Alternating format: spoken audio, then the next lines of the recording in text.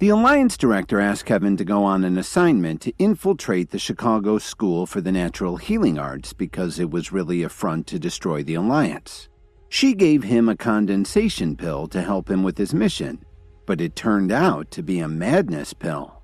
The director said hesitantly.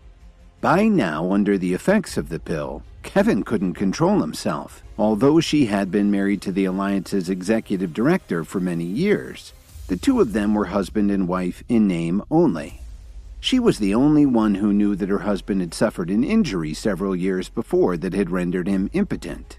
Since then, he had been obsessed with business and personal development, but he had no interest in women at all. Lily, who had just finished her live broadcast, was lying on the bed when her phone vibrated. It was a message from one of her fans. "Are you busy?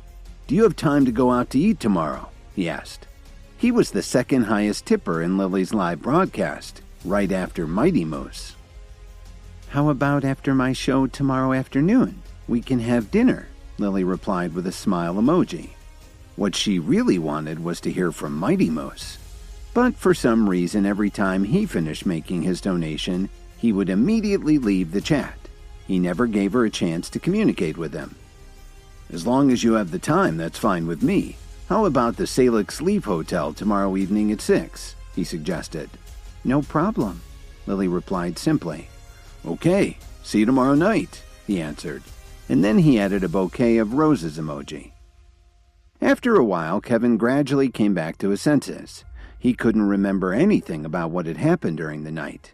He only remembered feeling that there was an endless amount of energy in his body that needed to be released. Well, didn't kill me, Kevin thought delightedly. I didn't expect the madness pill to have such an overpowering effect on me. As he was thinking about the pill he had taken the night before, Kevin suddenly looked down and saw that his entire body was still trembling violently. At the same time, he saw the director lying completely in his arms. Her beautiful face was still glowing. He didn't know how long the director had been awake. When he looked at her face, she was staring at him seductively. He could see a mix of complicated emotions in her eyes. "Did I wake you up at all last night?" Kevin thought to himself in disbelief. The madness pill had been so strong that he was still feeling a little dizzy. They lay there in silence until the director finally said faintly, "When you wake up, you'll have to leave." "Madam Director, Kevin didn't know what to say for a moment. He hurriedly let go of her and got out of bed. The director stared intently at Kevin. In fact, she had mixed feelings in her heart. On the one hand, she was in charge of thousands of people, but on the other, this young man had given her something that had been missing from her life for so long. But what had happened during the night had made the director feel satisfied and blissful. In spite of her high rank in the Alliance, the director was still a very young woman. Her husband would barely look at her most of the time. While she was thinking about all of these things, the director slipped on a fiery red dress. She turned her head and looked at Kevin, who was standing nearby looking extremely vulnerable. Neither of them said anything, but the atmosphere in the room got very mysterious. The director broke the silence and told Kevin, "I understand what the pill did to you last night, so I'm willing to let it go. But you should be smart enough to know that this is just between the two of us." Then she added, "If you say a word about this, your entire family will regret that you were ever born." If word ever got out that the director had an affair with the Alliance's messenger, not only would Kevin's life be in danger, but it would also harm her reputation. She was afraid of how it would turn out for her. "Don't worry, Madam Director. Our secret will never leave this room," Kevin said very sincerely. He wasn't a fool. What good would it do him to tell anyone about this? What made Kevin feel really fortunate was that she hadn't rejected him. That would have killed him. "The mission I gave you is very important and quite simple. Bring back the secret of the consolidation pill. I'll arrange for someone to send you back to the city immediately," the director said. She couldn't help but think about the previous night as she looked at Kevin a little bashfully. "I won't let you down," Kevin answered devotedly. When Kevin returned to Chicago, it was already past 7 o'clock in the evening. As soon as he got back to his condo, he got a call from Miranda Steele. "Kevin, come down to downtown General right away. Someone just beat Dalton up," Miranda sobbed. "Don't panic," I'll be right there, Kevin told her. His good mood immediately changed to distress. Kevin arrived at the hospital within an hour. When he saw Dalton's condition, he almost went berserk. Dalton was in a coma, and his entire body was covered with blood-stained bandages. The doctor said that his arms and legs were all broken, and even if he comes out of the coma, he may be bedridden for the rest of his life, Miranda told Kevin as tears flowed down her cheeks. Who did this? I'll kill them, Kevin yelled as he clenched his fist tightly. While we were eating at the Salix Leaf Hotel this evening, we saw Lily having dinner with a man, Miranda explained. At first, Dalton and I thought that they were friends, but then we saw him secretly put something in Lily's glass while she was in the bathroom.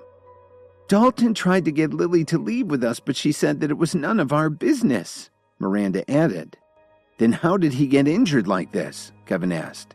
When he heard that Lily was involved, he had trouble staying calm. What made Kevin even more confused was that Lily should have been home doing her live stream. What was she doing having dinner with another man at the Salix Leaf Hotel? You know how Dalton is, Miranda replied. He was trying to protect your wife, but when he insisted that she leave, she refused and even poured a glass of wine on him. Dalton couldn't hold in his temper anymore. He wanted to force Lily to leave, but the man immediately stood up to stop him. They got into a fight and Dalton asked me to call for help, Miranda continued. But we didn't expect the guy to have so many powerful men with him. By the time I got back to the hotel, Dalton had been left in the street half dead, Miranda said as she wiped her tears. Now that he knew what had happened, Kevin got a determined look on his face and pulled out his phone to call Rachel. Kevin, what's going on? Rachel asked guiltily. Do you know what happened at the hotel this evening? Kevin asked her very calmly. Kevin was furious, but it was so deep inside him that it wasn't showing yet in his voice. I know, Rachel answered timidly. Why didn't you call me right away? Did you forget what I told you? Kevin asked her curtly. No, I'm sorry, Kevin. I was just thinking about your safety. The man who was having dinner with Lily this evening was Nolan Hill from the Hill family in Detroit. I understand, Kevin replied as he hung up the phone before Rachel could finish what she was saying. Have you heard of the Hill family in Detroit? Kevin asked Miranda. I've heard of them, she answered as she took a few deep breaths to try to control her emotions. They got where they are with a lot of hard work, but they're also developing their physical strength. They have a passionate interest in herbal medicine and the martial arts. Thanks, I understand, Kevin said as he started to call Lily on the phone. Kevin decided to call her because the whole thing had started as a result of her bad decision. So, you're out of prison? Lily asked him coldly. Kevin didn't feel like explaining what had happened with the Myriads and Officer Emmett, so he ignored her question and got straight to the point. What happened at the hotel? Why didn't you listen to Dalton? Why should I listen to him? I was just eating with one of my fans. Dalton's the one who started the fight, and he only has himself to blame for getting beaten up, Lily said uneasily. She thought that Kevin had just gotten out of prison and was only calling to criticize her. She wondered if Kevin felt that Dalton was more important to him than she was. Do you know that because of your gullibility, Dalton almost lost his life? He's still in a coma, Kevin said as he gritted his teeth. Whether you were with that man or not, you must come to the hospital immediately. Why should I pay attention to you?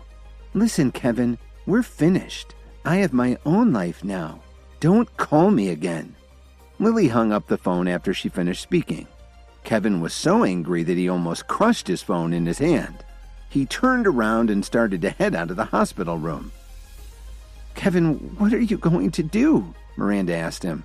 Don't worry, Miranda. I'll get the guy who did this to Dalton, Kevin said gravely. Kevin felt that this was all his fault. If he and Dalton weren't so close, he wouldn't have tried to save Lily and he wouldn't be in the hospital right now. Kevin swore to take revenge for what the Hill family had done to his friend. While this was going on, Lily was in a luxurious private room at the Salix Leaf Hotel. She tossed her phone aside in frustration after she hung up with Kevin. Lily was already in a bad mood, but now that things were over with Kevin, she felt even worse. Nolan Hill was sitting beside her. dressed in a very expensive designer suit. He was chatting and laughing with another middle-aged man. Nolan was not only extremely wealthy, but he was also very handsome and had a good sense of humor. On top of that, he was very well educated. Some would call him perfect boyfriend material. Lily originally thought that she would be alone with Nolan this evening. She didn't expect to share him with this unattractive man, Dr. Spaulding. "I'm so lucky that Dr. Spaulding came to dinner this evening," Nolan said as he poured a glass of wine for his friend. The two of them had known each other for many years. Not long ago, Dr. Spaulding's family had developed a very powerful medicinal pill. That's why Nolan had invited him over to the hotel. Not only did he want to have a meal with his friend, but he also wanted to take the opportunity to ask him for a few of his pills. "How could I refuse an invitation from such a good friend?" Dr. Spaulding replied as he stared at Lily. After having a few more glasses of wine, Nolan decided to change the subject. "I heard that you may have access to a medicinal pill that could help me get past a sticking point in my training." "That's true," Dr. Spaulding replied. "But it took a lot of effort. We even had to find an apothecary to help us develop it." While he spoke, Dr. Spaulding swirled the wine in his glass. He never took his eyes off of Lily. "I wonder what I might have to do to get one," Nolan asked. He still hadn't picked up on Dr. Spaulding's intentions. "Seriously, Nolan? How could I let a few medicinal pills get in the way of our friendship?" The whole time Dr. Spaulding was talking, he was giving Lily a lewd smile. "It's just that I've been alone for quite a while.